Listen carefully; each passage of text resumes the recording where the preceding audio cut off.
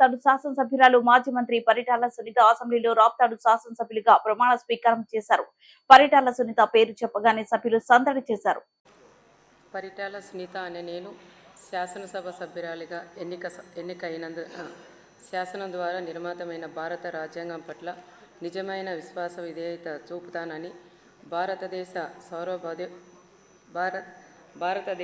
సార్వభౌమాధికారాన్ని సమగ్రతను కాపాడుతానని, నేను స్వీకరించబోయే కర్తవ్యాన్ని శ్రద్ధభక్తులతో నిర్వహిస్తానని దైవసాక్షిగా ప్రమాణం చేస్తున్నాను.